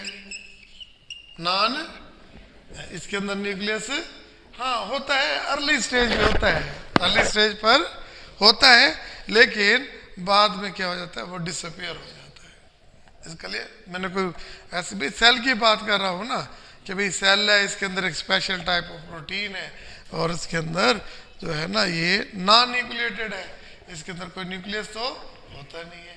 अच्छा, इसके अंदर माइटोकॉन्ड्रिया भी नहीं होता। सेल के अंदर माइटोकॉन्ड्रिया होता है ना, है? माइटोकॉन्ड्रिया भी नहीं होता, न्यूक्लियोलस भी नहीं होता। ठीक है, तो ये वो सेल होते हैं जो डिवाइड ही नहीं होते। सेल की खासियत होती है ना, 1 से 2, 2 से 4 होते हैं, लेकिन ये डिवाइड नहीं होते हैं। Is that clear? ओके। और देखिए, अच्छा, जब माइटोकॉन्ड्रिया नहीं होगा तो ये एनर्जी कहाँ से लेते हैं? तो भी एनर्जी बनी बनाई इनको सेल प्रोवाइड करता है। बड़े लाडले हैं, बड़े लाडले हैं। और इनका जो मेन काम होता है रिस्पॉन्सिबल, क्या होते हैं? रिस्पॉन्सिबल, जो specially for exchange of respiratory gases, exchange of respiratory gases. अब देखिए, ये इंट्रोडक्शन है कि I Mohammad Meraj, my father name is Rahim Bakhsh and so on. तो रेड ब्लड सेल खुद कहता है, देखो मैं रेड ब्लड सेल हूँ, I am a red blood cell, I have no nucleus, I have no nucleotide, I have a special type of protein known as hemoglobin. My color is red due to the hemoglobin. Okay, how I can get the food? I get food from the prepared food. Okay, समझ आ गई? क्या हो गया? Introduction हो गया। ये याद हो गया बेटा? तो इसी तरह वाइट ब्लड सेल का भी इंट्रोडक्शन होगा, है? तो ये भी सेल है, ये भी सेल है कि नहीं है? ये भी सेल है। तो it make the mobile system, mobile defence system of our body. Introduction है ना, जो मर्जी लिख दो। इट इज मोबाइल, या it mobile defence system of our body, leukocyte हमारे डिफेंस सिस्टम को बनाते हैं। समझ आ गई कि नहीं आ गई? नहीं समझ आई? तो ये हमारा मोबाइल डिफेंस सिस्टम, क्या मतलब है? कि ये हमारे जिस्म के अंदर एक पुलिस है। ठीक है, जहाँ भी माइक्रो ऑर्गेनिज्म या पैथोजन आते हैं, ये जाकर उनके साथ फाइट करते हैं, हमारे जिस्म के अंदर एंटीबॉडीज पैदा करते हैं, हमारे जिस्म के अंदर इम्यूनिटी पैदा करते हैं। क्या पैदा कर देते हैं? Produce immunity. ठीक है, प्रोड्यूस immunity against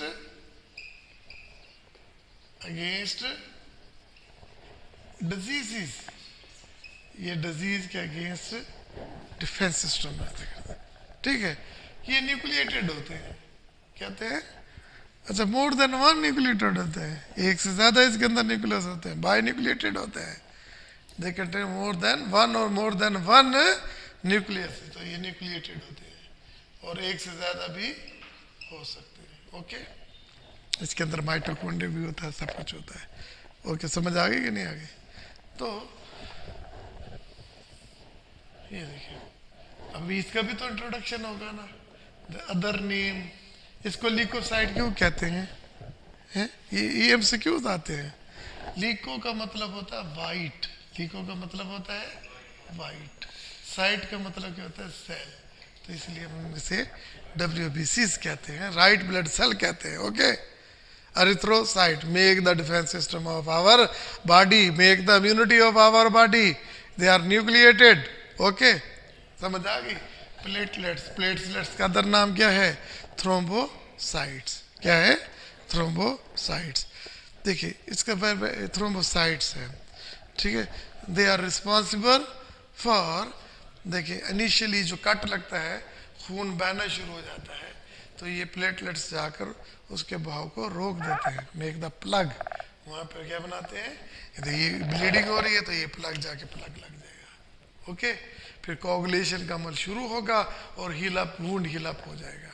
तो ये फर्स्ट ये करता है प्लेटलेट्स होता है ना। तो इसलिए प्लेटलेट्स की कमी हो जाए तो बंदे का ब्लीडिंग टाइम जो है वो बढ़ जाता है। ठीक है, इट मेक द clot, ठीक, plug, it make the plug to the injury sites, site at the site of injury, at the site of injury and stop bleeding. Clear? नहीं समझ आए? इसीलिए जैसे डेंगू होता है तो आंखों में भी खून आना शुरू हो जाता है, ज़्यादा हो जाए तो नाक में भी, कानों में भी खून आ सकता है अगर बहुत ज़्यादा लेवल प्लेटलेट्स का कम हो जाए. क्लियर? तो ये थ्रोम्बोसाइट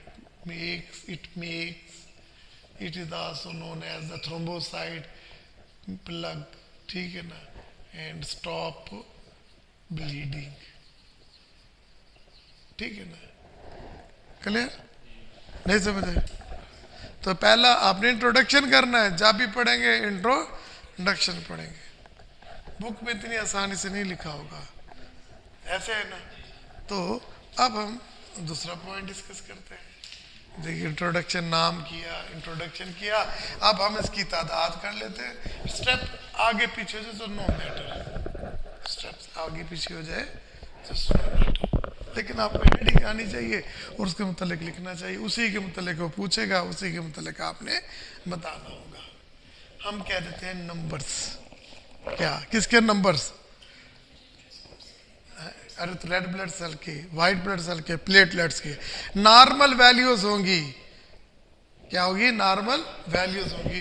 तो भैया आपने ये देखा, अब दूसरी हेडिंग क्या होगी? Normal values, numbers. Numbers okay, numbers हो गए हैं. तो नंबर्स में क्या होगा? देखिए नंबर में आपके पास ये होगा, देखिए मेल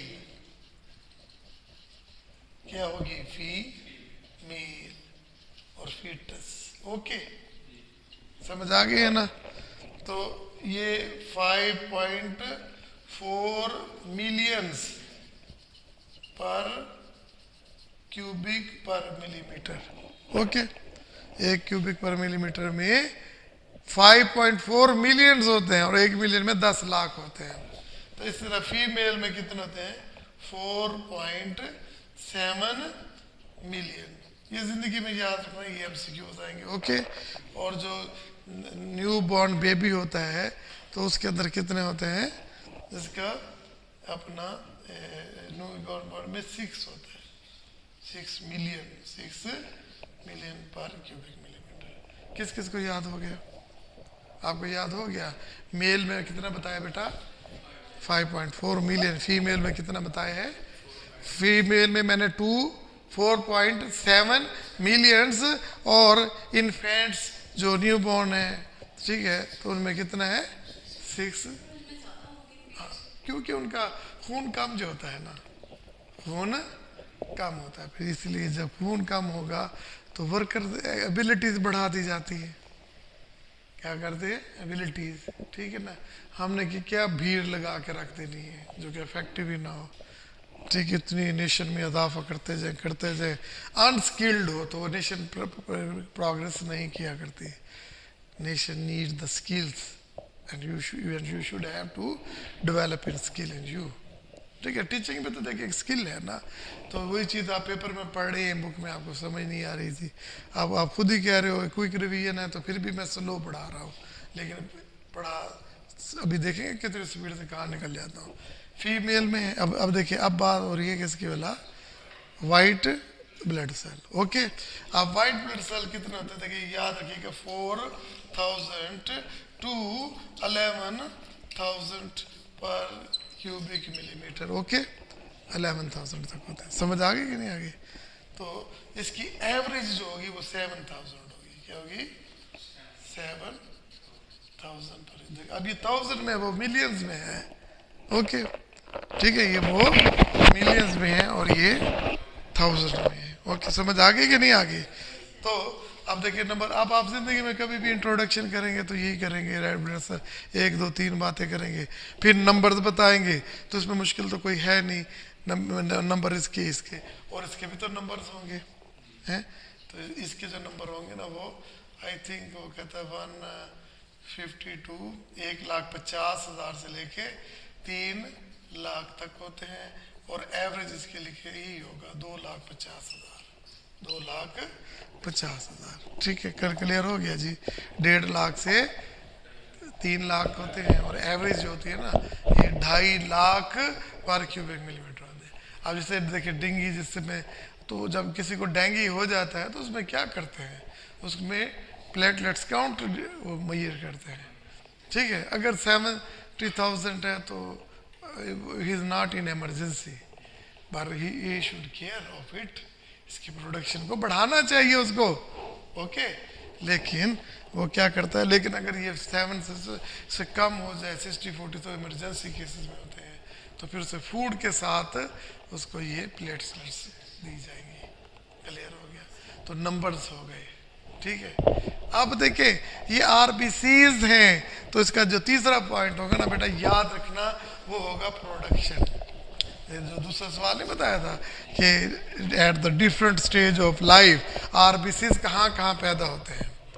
आरबीसीज हकीम के पास जो वो कहता है कि आपका लीवर बनाता है, ठीक है ना। हकीम तो ऐसे कहते हैं ना कि ब्लड कौन बनाता है, लीवर बनाता है। लेकिन है तो ठीक बात, लेकिन ये बात ठीक है, लेकिन क्या है, जब वो सेकंड ट्राइमेस्टर में होता है, जब माँ के पेट में बच्चा सेकंड ट्राइमेस्टर में होता है ना, तो उस वक्त ब्लड बन रहा होता है। वो तो जब भी माँ के पेट में आएगा ब्लड बनना शुरू हो जाएगा। जब ब्लड बनना शुरू हो गया तो आरबीसी बनना भी शुरू हो जाएंगे। तो फर्स्ट ट्राइमेस्टर में भी होगा, सेकंड ट्राइमेस्टर में भी होगा, और फिर 5 ईयर तक भी होगा।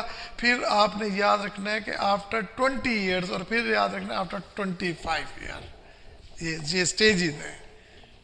पहले क्या है, inside the mom first trimester, फिर ड्यूरिंग सेकंड ट्राइमेस्टर में भी बेबी माँ के पेट के अंदर होगा ना। फिर थर्ड ट्राइमेस्टर वो भी माँ के पेट के अंदर, खून तो बन ही रहा है ना, लेकिन कौन बना रहा है। तो अब जब वो बोर्न हो जाएगा, न्यू बॉर्न बेबी हो जाएगा, 5 साल तक कौन बनाएगा, ओके। फिर 20 साल का हो जाता है, अप टू 20 साल तक कौन बनाता है। अब मेरी एज में, आपकी एज कितनी है, 20 है, और आपकी कितनी है भाई देखिए ना, अगर कोई 16 साल का होगा और मेरी उम्र भी माशाल्लाह 50 से ज़्यादा, ठीक है ना, तो अब मेरे अंदर भी चीज़ बन रहे हैं, आपके भी आपके। लेकिन ये सच है कि मेरी कहीं और बन रहे हैं, आपके कहीं और बन रहे हैं, ये हम यही देखेंगे, ओके। तो हमने देखना है कि ये सवाल पूरा 5 नंबर का आया कि write a note on production of RBCs during the different stages of life. तो डिफरेंट स्टेजेस ऑफ लाइफ को मैंने क्या क्या बताई, in the first trimester, second trimester, third trimester, up to 5 year and up to 20 year and after 25 year, after 25 year, okay. तो अब ये तीसरी हेडिंग इसकी दे रहा हूँ,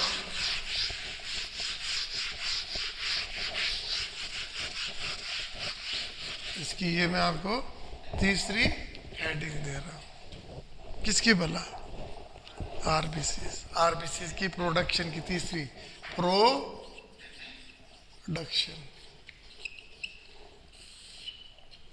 प्रोडक्शन दे रहा हूं, ओके। अब मैं आपको प्रोडक्शन दे रहा हूं किसकी भला, आरबीसीज की। कहता है कि RBCs are produce at the different places at the different stages of life, okay. तो फर्स्ट ट्राइमेस्टर, ये देखिए लिखिएगा, फर्स्ट ट्राइमेस्टर, फिर क्या लिखेंगे, सेकंड ट्राइमेस्टर, और फिर थर्ड ट्राइमेस्टर, और अप टू 5 ईयर, और up to 20 years, and after 25 year. किस किस को याद हो गया, first trimester, second trimester, third trimester, और अप टू 20 आफ्टर 25, ओके। ये तो एग योग, तो एग योग जो होता है ना फर्स्ट ट्राइमेस्टर में, ठीक है ना, जो सैक होता है ना इसका, सैक ऑफ एग योग, जो सैक है ना एग, उसमें तो होगा ना एग ही होगा, फर्टिलाइज एग होगा, तो इसका जो सैक होगा ना तो वो बनाएगा sac of egg yolk. Clear. और जो सेकंड ट्राइमेस्टर होगा 3 चीजें होंगी बेटा, याद रखना, स्प्लीन, लीवर, और मेन तो लीवर है, स्प्लीन है, और लिम्फ नोड, और लिम्फ नोड याद हो गया बेटा। सेकंड ट्राइमेस्टर कहाँ बन रहा है? स्प्लीन। स्प्लीन किसे कहते हैं?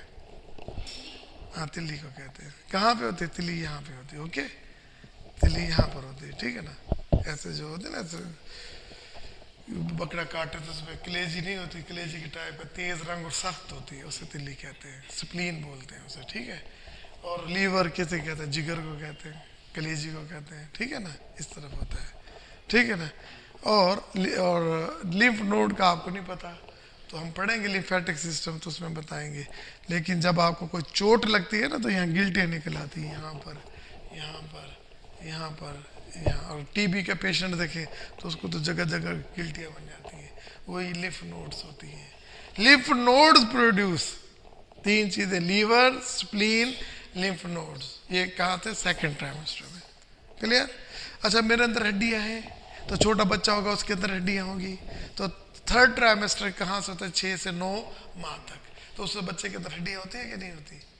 अगर कोई 7 महीने का बच्चा पैदा हो जाए तो उसके अंदर हड्डियाँ होंगी, 6 में भी होंगी, ठीक है। तो ऐसे होंगी ना, बल्कि मुझसे भी ज़्यादा होंगी उसके अंदर। ओके, तो उसके अंदर जो बोन्स होती हैं, देखिए सेकंड ट्राइमेस्टर में ये 3 चीज़ें बता दी, ठीक है। थर्ड ट्राइमेस्टर में क्या बताती है? Bone marrow. क्या होता है?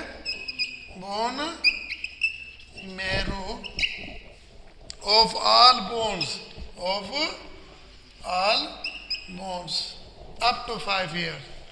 देखिए ये मेरी, देखो ये लॉन्ग बोन्स हैं, ये स्मॉल है, ये टार्सल स्मॉल्स हैं, और ये फ्लैट बोन्स हैं, ये मेम्ब्रेनियस बोन है।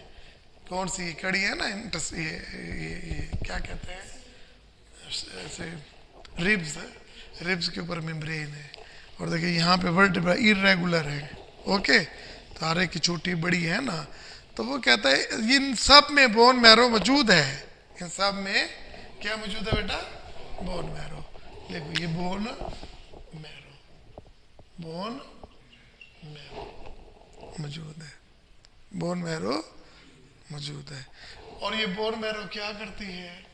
ठीक है, ये आरबीसीज पैदा करती है। तो सारी हड्डियां 5 साल तक, सारी की सारी हड्डियां ये पैदा करती है, ओके। लेकिन जैसे 5 साल से 20 साल से तक सारी हड्डियां बनाती है सवाए लॉन्ग बोन्स के, ऑल बोन मैरोज, ठीक है ना, सवाए long marrow. Long bone marrow जैसे ये है ना, ये देखिए ये ह्यूमरस है, रेडिसल ना, ये आरबीसी बनाना बंद कर देंगी, और बाकी छोटी जो हड्डियाँ होंगी ना, वो सारी की सारी प्रोड्यूस करेंगी, ओके। और आफ्टर 25 ईयर्स वो इरेगुलर बोन्स, रिब्स और वर्टिब्रा, तो इसकी बोन मैरो बनाना शुरू कर। अब देखो ना, मैंने कोई रट्टा थोड़ी लगाया है, मैंने कहा बोन मैरो ब्लड आरबीसीज बनाती है। फर्स्ट सेकंड ट्राइमेस्टर में लीवर बनाते, थर्ड ट्राइमेस्टर में 5 साल तक वो क्या करते, सारी bone marrow of all bone बनाती है। और जो इसके अंदर, इसके अलावा जो होती हैं अपना, इसके बाद का जो ड्यूरेशन है, कौन सा ड्यूरेशन है? अप टू 20 तक आप एक्सेप्ट लॉन्ग ईयर बनाना बंद कर देती हैं, बाकी सारा बनाती हैं। इसके अलावा मेरे बच्चों, जो आप आफ्टर 25 ईयर्स, आफ्टर 25 ईयर्स क्या बोला है कि इरेगुलर बोन, वो कौन कौन सी हैं? Vertebra and ribs. तो ये बना, अब मैं मेरी उम्र में, अब मेरे अंदर आरबीसी पता कौन बना रही है? सिर्फ रिब्स बना रही हैं बोन मैरो, और किसका? वर्टिब्रल कॉलम की बना रही है, बाकी हड्डियाँ नहीं बना रही, आपकी बना रही है, ओके। अच्छा चलिए, ये तो हो गया जी इसकी प्रोडक्शन की हो गई, ठीक है ना। अब देखिए ये ग्रेनुलोसाइट्स और ए ग्रेनुलोसाइट्स, ठीक है ना। कुछ होती हैं जो बोन्स बनाती हैं, लिम्फेटिक टिश्यूज होते हैं, क्या होते हैं? लिम्फेटिक टिश्यूज होते हैं, वो बनाते हैं, ठीक है। और बोन जो होती है ना, लिम्फ, वो उसमें ना मुख्तलिफ जगह होती हैं लिम्फेटिक टिश्यूज, जैसे टॉन्सल में, थाइमस थाइमस है, स्प्लीन है, लिम्फ नोड्स हैं, ये बनाते हैं, ठीक है। और ये बोन स्टेम्प्स जो होती है ना, ये भी उनकी बहुत है, ठीक है ना। ये अपना ये बोन्स भी बनाते हैं, और ये भी बोन मैरो बनाती है, ओके, ठीक है। बोन मैरो के अलावा मैंने क्या बताया, लिम्फेटिक टिश्यूज, हाँ टिश्यूज कौन कौन से होते हैं, टांसर, थाइमस, स्प्लीन और लिम्फ नोड, ओके। और जो प्लेटलेट्स जो है, ठीक है ना, अब इसकी प्रोडक्शन के मतलब कहना है, कहता है कि प्लेटलेट्स को सेल कहना गलत है। इसका इंट्रोडक्शन नहीं बताया था ना मैंने भी, तो इसका इंट्रोडक्शन, ये नॉन न्यूक्लिएटेड होते हैं, क्या होते हैं, नॉन न्यूक्लिएटेड होते हैं, ओवल रॉड शेप के होते हैं, ठीक है ना, responsible for the clotting of blood, okay. तो इसका ये इंट्रोडक्शन है, और इसकी तादाद ये है, और इसकी प्रोडक्शन क्या होती है, प्लेटलेट्स की। तो ये बेसिकली बोन मैरो है ना, है बोन मैरो, इधर देखो मेरे बच्चे, बोन मैरो है, बोन मैरो है, किसके भला, इंसान हड्डियों में होती है, ठीक है। इसके ना बड़े सेल होते हैं, उसे कहते हैं मेगा कैरोसाइट्स, उसे क्या कहते हैं, मेगा कैरोसाइट्स।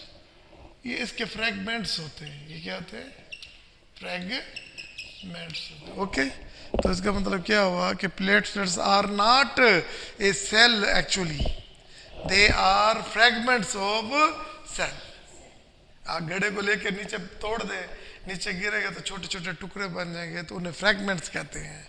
तो इसी तरह मेगा कैरो, उन सेल का नाम क्या है, ये पेपर पे आता है, mega karyocytes, mega कैरोसाइट bone marrow के लार्ज सेल होते हैं, और ये ब्रेक होकर फ्रैगमेंट्स बन जाते हैं, और इससे प्लेटलेट्स बनते हैं, ओके। समझ आ गई कि नहीं आ गई, ये नहीं आई।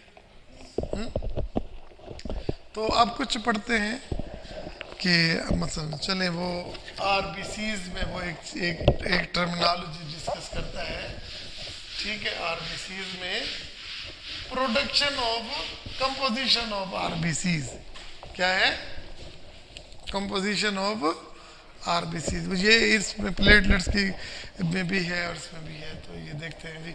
चलिए इसे देख लेते हैं, कंपोजिशन किसकी भला, कंपोजिशन ऑफ आरबीसीज। कंपोजिशन का क्या मतलब होता है बेटा, ये किन चीजों से मिलकर बना है, किन चीजों से मिलकर बना है, कौन भला, आरबीसी किन चीजों से मिलकर बना है। तो वो कहता है कि आरबीसी जो होता है ना, ये आरबीसीज, ठीक है, इसमें 65% वाटर होता है। क्या होता है जी, 65% वाटर होता है। सेल में तो वाटर होता ही है ना, सेल में वाटर होता है, तो इसके अंदर भी 65% वाटर होता है, ओके। तो सॉलिड कितना होगा, 35%, ओके। 35% में 33% क्या होगा, हाँ जी, हीमोग्लोबिन होगी, क्या होगी, हीमोग्लोबिन होगी, और 2% अदर कोलेस्ट्रॉल होगा, प्रोटीन्स होंगे, एंजाइम्स होंगे। मेरी बात समझ आ गई कि नहीं आ गई। देखो 33% टोटल सेल का 33% हीमोग्लोबिन पर मौजूद है, और 65% क्या है, वाटर है, और टोटल सॉलिड कितना है, 35। और बाकी जो है अदर्स जो हैं वो जस्ट दे आर ऑफ 2%, जैसे उसके अंदर प्रोटीन होगी और ये होगी, ठीक है। चलिए आज पहले हम ना जरा आरबीसी को मुकम्मल कर लेते हैं, फिर इसके बाद जो बाकी स्टेप हो गए ना, किसके बोला, WBCs की और इसकी, इनको भी डिस्कस करें। चलिए इसकी कंपोजिशन ये तो हो गया ना, हो गया ना, तीसरा पॉइंट, इनके टाइप्स भी हो गए, ठीक है ना, हैं ये हो गए ना। देखिए ना आरबीसीज है ना, तो इसकी हमने कंपोजिशन लिखी है कि 65%, 35%, 33% और 2%, ठीक है। तो हम अब पढ़ते हैं किसके, वाइट ब्लड सेल को, किसको पढ़ते हैं, वाइट ब्लड सेल को, ठीक है। प्रोटीन, न्यूक्लिक एसिड, ये सारे इसके अंदर मौजूद होंगे ना। तो हम देखते हैं कि white blood cells are of two types. कितने टाइप्स के होते हैं? टू टाइप्स के। कितने टाइप्स के? टू टाइप्स के। एक टाइप होता है ये ग्रेन्युलोसाइट्स, ये लास्ट टाइम में पढ़ा है, ग्रेन्युलोसाइट्स। और दूसरा क्या है? ए ग्रेन्युलोसाइट्स। याद हो गया? मतलब क्या है कि white blood sales with clear cytoplasm, इसके अंदर साइटोप्लाज्म बिल्कुल नहीं, ये ग्रेन्यूल्स होते हैं। हाँ भी सॉरी, इसके साथ ग्रेन्यूल्स होते हैं, ठीक है। तो इसलिए इसको ग्रेन्युलोसाइट्स कहते हैं। और ऐसे जो बिल्कुल साइटोप्लाज्म क्लियर होता है उसको ए ग्रेन्युलोसाइट्स कहते हैं, ठीक है। तो मेजर तो ये दो है ना, ग्रेन्युलोसाइट्स और ए ग्रेन्युलोसाइट, ठीक है। और अब हम कहते हैं ग्रेन्युलोसाइट आगे कितने किस्म के होते हैं? ग्रेन्युलोसाइट आगे कितने किस्म के होते हैं? देखिए हमने स्टेप वाइज जा रहे हैं। ग्रेन्युलोसाइट्स आगे तीन तरह के होते हैं। कितने तरह के होते हैं? ये देखिए, याद रखना है NEB, जैसे पेन की निब होती है ना, तो ये याद रखना है कि निब। देखिए N से क्या होगा? न्यूट्रोफिल। और E से क्या होगा? असिनोफिल, और B से क्या होगा? बेजोफिल। ओके, ठीक है।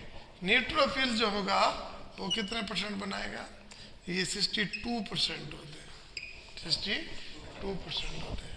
और आपके पास जो असिनोफिल होते हैं ना, ये 2.3% होते हैं, ठीक है। और बेजोफिल कितने होते हैं? 0.4% होते हैं। ओके, समझ आई है कि नहीं आई?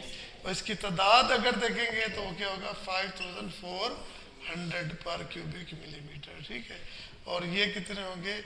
ये होंगे जी, अल्लाह भला करे, ये तो होंगे 35। और ये क्या होता है? 275 है, 2.3%। हाँ, टू देखना बेटा कितने? 235। अच्छा, ये तादाद भी हो गया। अच्छा, नेक्स्ट आता है आपके पास ए, अभी देख लेते हैं, ग्रेन्युलोसाइट, ठीक है। ये कितने किस्म के होते हैं? 275 है ना, 275 वर्ड में 275 रहा था, लिख 235 लिख दिया, ठीक है। एक ग्रेन्युलोसाइट कितने होते हैं? इसके याद करने होता है ml, मिलीलीटर, याद कर लें। M से क्या होगा? मोनोसाइट। और L से क्या होगा? लिम्फोसाइट। लिम्फोसाइट होगा 30% और मोनोसाइट होगा 5.3%। ओके, इसकी तादाद कितनी होगी? 450, इसकी होगी 2750। ओके, तो ये देखिए, ये आपके पास वाइट ब्लड सेल की टाइप्स हो गए। उसकी कंपोजिशन बताई, आरबीसी की, इसकी टाइप्स बताई। अच्छा, ओके। अब प्लेटलेट्स की भी दो किस्में होती हैं। प्लेटलेट्स की भी दो किस्में, एक होता है यंग, क्या होता है? यंग थ्रोम्बोसाइट, और एक होता है ओल्ड, ऐसी है, ठीक है। जरा देखना बेटा, यंग और ओल्ड होते हैं, ठीक है। तो जो यंग होते हैं ना, हाँ जी, दो कौन सी किस्में हैं?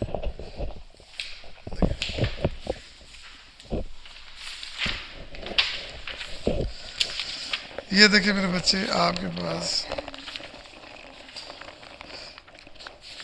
देखिए राउंड उसकी शेप बताता है, 2 to 4 टाइप। हाँ, स्मॉल, यंग और ओल्ड, ठीक है ना, समझ आई है? क्या कहता है कि यंग प्लेटलेट्स, स्मॉल प्लेटलेट्स और ओल्ड लार्ज प्लेटलेट्स, ये इसकी दो किस्में हैं। कंपोजिशन में वो यही है कि प्रोटीन और लिपिड, फास्फोलिपिड, एराकिडोनिक एसिड से मिलकर बने। ओके, समझ आ गई या नहीं आ गई? तो भाई समझ आ गई है? तो ये आपके पास इसकी कितनी टाइप्स हैं? दो। कौन सी? स्मॉल और यंग। और दूसरा क्या है? लार्ज कंपोजिशन उसकी वही बताइए। इसकी कंपोजिशन क्या है, लिपिड है, प्रोटीन है, लिपिड, फास्फोलिपिड और एराकिडोनिक एसिड है। ओके, समझ आ गई। तो देखिए अब इसकी आरबीसी को डिस्कस कर रहे थे, इंट्रोडक्शन बताया, नंबर बताया, कंपोजिशन बताई, एट साइट ऑफ प्रोडक्शन कहाँ कहाँ पैदा हुए, और क्या बताया, इसकी कंपोजिशन बताई। अब देखिए जो चीज़ पैदा होती है वो डिस्ट्रॉय भी तो होती है। अच्छा, कुछ फैक्टर्स होते हैं, आप ये तरह देख लेना। देखिए एक लफ्ज मैं लिखूंगा एरिथ्रोपोइसिस, क्या लफ्ज लिखूंगा, एरिथ्रोपोइसिस। ये पूरा एक सवाल लिखा था ना, right note on erythropoiesis. Erythropoiesis का मतलब क्या होता है, एरिथ्रोपोइसिस,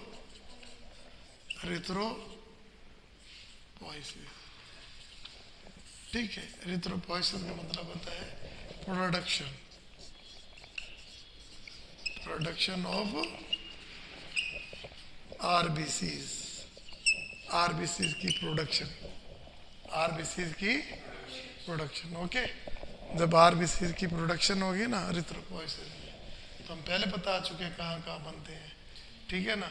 तो अब इनका ये देखिएगा कि जो लाइफ स्पैन होता है ना इसका अपना 120 दिन होता है, और जो न्यू बॉर्न्स का होता है ना वो 70 to 90 डेज होता है, ठीक है, 7 to 90 डेज होता है।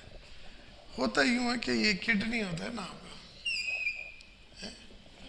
तो ब्लड में जब ऑक्सीजन की तादाद कंसंट्रेशन, पार्शियल प्रेशर ऑक्सीजन क्या हो जाता है, कम हो जाता है, क्या हो जाता है, कम हो जाता है। तो ये जो जाता है किडनी के पास, तो किडनी एक हार्मोन पैदा करता है एरिथ्रोपोइटिन, क्या पैदा करता है, एरिथ्रोपोइटिन। ये पेपर में आया हुआ है एरिथ्रोपोइटिन क्या होता है। एरिथ्रोपोइटिन जब पैदा होता है ये सीधा जाता है ब्रेन, अपना बोन मैरो है ना, बोन स्टेम सेल में, क्या होते हैं, स्टेम सेल, ये किस में होते हैं, बोन मैरो में, ठीक है, बोन मैरो में जाते हैं और उसको हुक्म देते हैं कि ज़्यादा से ज़्यादा आरबीसीज को बढ़ा दो, आरबीसीज को बढ़ा दो, आरबीसीज को बढ़ा दो, ताकि हमारा ऑक्सीजन की जो कमी हो रही है वो फुलफिल हो जाए, ठीक है ना। तो इस तरह ही आरबीसीज बनते हैं, ठीक है, क्लियर हो गया। अच्छा देखिए, अगर आपने खाना अच्छा बनाना है, बिरयानी अच्छी बनानी है, तो वो जो उसका जायका होगा गोश्त की वजह से होगा। गोश्त टेस्ट किसकी वजह से होता है, गोश्त की वजह से होता है ना बिरयानी में। और इसके अलावा आप उसके अंदर जो मसाला जात डालते हैं तो उसकी वजह से होता है, ठीक है ना, वरना तो चावल है, राइस है। लेकिन वो टेस्ट में जो वेरिएशंस आती हैं वो यही होते हैं कि जी आपने उसके अंदर कौन सी मड्डी डाली है, कौन से मसाला जात डाले हैं। तो आरबीसीज की कुछ फैक्टर्स होंगे जिससे एरिथ्रोपोइसिस का अमल बढ़ जाएगा, और कुछ होंगे जिससे एरिथ्रोपोइसिस का अमल कम हो जाएगा। ज़ाहिर है कि वो चीज़ें नहीं देंगे, कम हो जाएगा, ठीक है। तो आपने देना क्या है, इसको प्रोटीन देंगे, प्रोटीन से हीमोग्लोबिन का लेवल, आरबीसी की प्रोडक्शन बढ़ जाएगी, बढ़ जाएगी है या नहीं बढ़ेगी, बढ़ जाएगी। अच्छा, आप इसे वाइटामिन देंगे, क्या देंगे, हाँ, हर वाइटामिन, खुसूसन वाइटामिन B12, वाइटामिन और B C, ठीक है। तो इससे प्रोडक्शन जो है आरबीसी की, ये फैक्टर है, ये क्या है, these are the factors promoting the RBC's production. Vitamin B12, folic acid और विटामिन C, ठीक है। अगर इनकी कमी होगी तो आरबीसी की भी कमी हो जाएगी, नहीं समझ आई। तो ये, और इसके अंदर क्या होंगे, मेटल्स होंगे, क्या होंगे, मेटल्स, क्या होंगे, मेटल्स, ओके। तो मेटल्स में क्या होगा, मेन आपके पास आयरन। अगर आपकी खुराक में आयरन की कमी है तो आपको अनीमिया हो जाएगा, आरबीसी कम होंगे, हीमोग्लोबिन लेवल कम होगा, हीमोग्लोबिन लेवल कम होगा तो आपको अनीमिया हो जाएगा, इसका क्लियर। तो ये भी एरिथ्रो पॉइजन में फैक्टर को इंक्रीज कर देते हैं। प्रोटीन 4 चीज़ें हैं, प्रोटीन है, विटामिन है, मेटल्स हैं। ओके, समझ आ गई कि नहीं आगे जी? तो ये चीज़ें आपके खुराक में होंगी। तो एक होता है इंट्रिंसिक फैक्टर, क्या होता है? इंट्रिंसिक फैक्टर्स, ठीक है, ये हमारे स्टमक में पैदा होता है, पेरिएटल सेल्स होते हैं, तो वो ये पैदा करते हैं इंट्रिंसिक फैक्टर। और ये क्या करता है? विटामिन B12 की एब्जॉर्प्शन को बढ़ा देता है। ओके, समझ आ गई कि नहीं? समझ आ गई ना? देखिए, हमने इंट्रोडक्शन पढ़ा, हमने नंबर्स पढ़े, हमने अपना कंपोजिशन पढ़ी, हमने साइट ऑफ प्रोडक्शन पढ़ा, और उसके बाद हमने क्या पढ़ा? अपना एरिथ्रोपोइसिस पढ़ा। एरिथ्रोपोइसिस के बाद इसका factor for the erythropoiesis which increase the erythropoiesis, ये पढ़ा। क्लियर हो गया बेटा या नहीं हुआ? तो अब हम पढ़ते हैं इसका लाइफ स्पैन। क्या पढ़ते हैं? Life span. लाइफ स्पैन किसे? देखिए जी, जो चीज़ पैदा हो गई है, ठीक है ना, आपके स्टेम सेल ने पैदा कर लिया है, ठीक है, आपके मुख्तलिफ स्टेजेस में बोन मैरो होते हैं ना, उसमें पैदा कर लिया, तो लीवर में सेकंड ट्राइमेस्टर में पैदा हुआ, योग सेक्स में हुआ, ठीक है ना, तो वहाँ पैदा हो गया। तो अब उसकी फिर क्या होनी चाहिए? लाइफ स्पैन भी तो होनी चाहिए ना। अब मैं हेडलाइन दे दूँ लाइफ स्पैन का, किसका लाइफ स्पैन? किसका भला? आरबीसीज का। आरबीसीज की लाइफ स्पैन आज मैंने आपको अच्छा भला पढ़ा देना है। लाइफ स्पैन क्या है? Life span. आप बेटा इसको पढ़ के आपको महसूस हो रहा था ना कि बड़ी मुश्किल है, समझ नहीं आ रही, अब क्या लग रहा है? तो आसान ही है जी, यही आसान। देखिए देखिए, लाइफ स्पैन कितना होता है बेटा? किसके भला? आरबीसी की। मैंने पहले कहा था कि इसके अंदर न्यूक्लियस होता ही नहीं। जब न्यूक्लियस होगा नहीं तो सेल 1 से 2 नहीं होंगे, 1 से 2 नहीं, बस इन्हें पैदा होना है और मरना है, फिर नए पैदा होंगे, फिर मरना है, फिर नए पैदा होंगे। तो इसका लाइफ स्पैन जो होता है ना, वो कितना होता है? 120 दिन होता है। ओके, और जो न्यू बॉर्न्स इन्फेंट्स होते हैं उनका 70 to 90 डेज होते हैं। तो इसके बाद ना जिनके कितने 3 महीने बाद कहते हैं ना कि खून दे देना तो कोई फर्क नहीं पड़ता। हर बंदा 10% सेल कम भी हो जाए ना, कुछ नहीं होता, क्योंकि 120 दिन के बाद दोबारा बन जाते हैं। ये नहीं होता कि सारे एट ए टाइम मरेंगे और एट ए टाइम प्रोड्यूस होंगे। ये ऐसे परसेंटेज होती है 4.5 मिलियन में, एक दिन में इतने लिखा हुआ है नीचे, एक दिन में इतने, एक मिनट के अंदर कितने आरबीसी डिस्ट्रॉय होते हैं, कितने प्रोड्यूस होते हैं, ठीक है ना। जैसे हर कोई अपना लाइफ स्पैन, जो आज होगा तो वो 120 दिन बाद, जो परसों होगा वो आने वाले 120 दिन बाद। तो ये डेली प्रोसेस चलता रहता है, ऐसे नहीं होता कि एट ए टाइम सारे डिस्ट्रॉयज हैं। ठीक है, क्लियर हो गया? तो इसका ये क्या है? लाइफ स्पैन है। ये 3-4 हेडिंग्स हो गई है ना। अब एक बड़ी इंपॉर्टेंट है, वो है जी आपका फंक्शंस। क्या है? हर एक का यही होगा, इसके भी अंदर यही होगा, इसका भी लाइफ स्पैन होगा, इसका भी लाइफ स्पैन होगा।